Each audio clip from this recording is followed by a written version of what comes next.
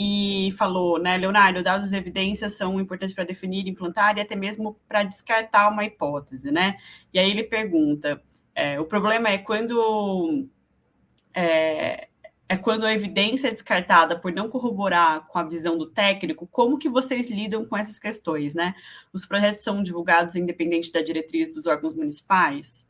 Então, deixo para você, abro o espaço para você falar. Excelentes perguntas, agradeço.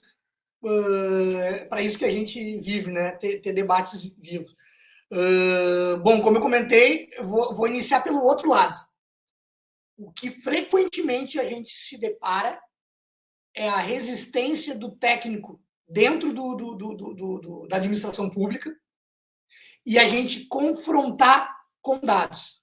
Então, essa camada humana que eu falei assim, tá tirando o meu poder, a minha legitimidade, diferentes processos passam na cabeça de diferentes pessoas, mas confrontar as pessoas com dados é muito importante. Então, o que a gente muitas vezes se dedica para essa primeira resistência, que é a interna, é cuidar para que o processo não seja só, por exemplo, não é só convite e mão na massa e pintura com criança, essa parte que é bonita, né? Tipo, vamos fazer mutirão. O mutirão tem que estar dentro de um processo.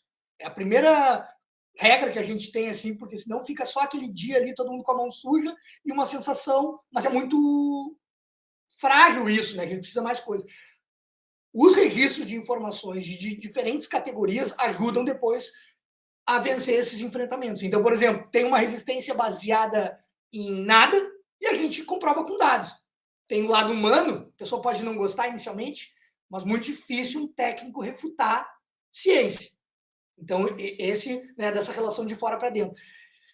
O que acontece também do outro lado, né, é errar sem medo. Então, nós tentamos não se prender às nossas hipóteses. Então, é um exercício interno de desprendimento. É óbvio que eu chego num lugar e tenho o meu acúmulo e imagino que por aqui é a solução.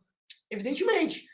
Mas eu espero ver o que o protótipo e o acompanhamento do processo pós-protótipo instalado vai me dar. Então, a gente gosta de dar atenção para o que não funciona, porque isso é pedagógico para pessoas, principalmente não iniciadas. Então, um exemplo é abre para as pessoas proporem. Abre para as pessoas proporem. Tu vê no meio do processo um monte de coisa muito equivocada. E tá tudo certo, as pessoas não têm repertório para tudo. E a gente deixa rolar, porque eu acho que não tem momentos e momentos para tolir quando as pessoas estão indo. Então, assim, não corta. Depois a gente usa isso para instrumentalizar. Então, a ideia, por exemplo, trabalhar o impacto de um traffic calming, alguma coisa assim, a gente precisa da evidência porque tem gente que só vê na prática. Então, por exemplo, no caso da rua comercial ali, 99% da associação de empresários tinha essa crença quase religiosa de que as poucas vagas na frente de seus estabelecimentos estavam diretamente ligadas ao seu ticket médio, ao que eles ganhavam. E aí tu precisa respeitar o cara até o final e criar alguma maneira de o protótipo provar para ele, não, cara, às vezes esse cara que estacionou é um morador que nem vai no teu bar. A gente tem evidência disso. Então as mudanças são assim. Ao passo que também, sobre aquela, né, para finalizar essa resposta, aquela pergunta, né, do colega, se a gente divulga o que não foi incorporado, acontece bastante.